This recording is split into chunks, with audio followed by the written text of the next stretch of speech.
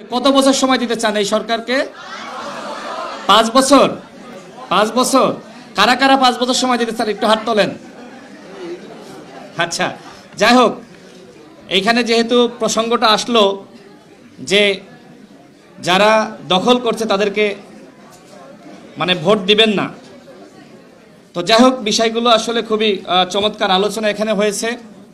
আপনারা তরুণরা এখানে এসেছেন, আপনাদেরকে গণ অধিকার পরিষদের পক্ষ থেকে শুভেচ্ছা। আজকে যারা আয়োজক রয়েছেন তাদেরকে অসংখ্য ধন্যবাদ।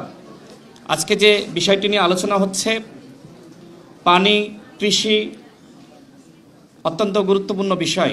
আমরা দেখি আমাদের দেশের নদী নালায় যে ধরনের পানি, সেটা খুবই নোংরা, এবং এই নোংরা হওয়ার পিছনে আসলে আমরাই দায়ী।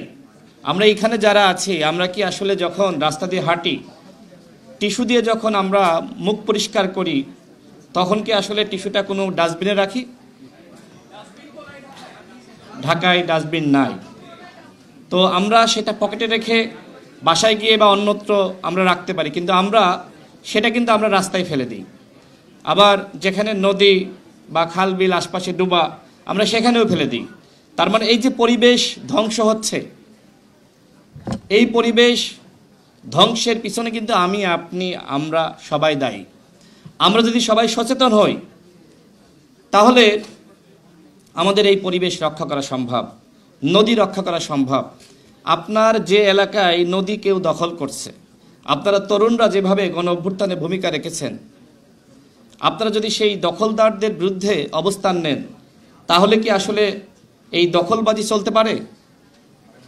পারে না। কিন্তু আপনারা সেই অবস্থান নেন না, গণ অভ্যুত্থানে ভূমিকা রেখেছেন, কিন্তু এই ভূমিকার মধ্যেই আসলে আপনাদের দায়িত্ব শেষ হয়ে যায়নি। আপনাদের দায়িত্ব নতুন রাষ্ট্র গঠন করা, এবং সেই রাষ্ট্র গঠনে নিজেদের অংশীদারিত্ব নিশ্চিত করা, এবং সেই অংশীদারিত্ব হলো যেখানে অন্যায় হবে, অনিয়ম হবে, সেইগুলো শুধুমাত্র ঘৃণা না করা, সাথে সাথে প্রতিরোধ করা এবং সেই অন্যায়টা থামিয়ে দেওয়া। এই কাজটা যদি আপনারা করতে পারেন, তাহলে নদী দখল, খাল দখল, বিল দখল, চাঁদাবাজি, অন্যায়, দুর্নীতি, এগুলো কোনো কিছু হবে না।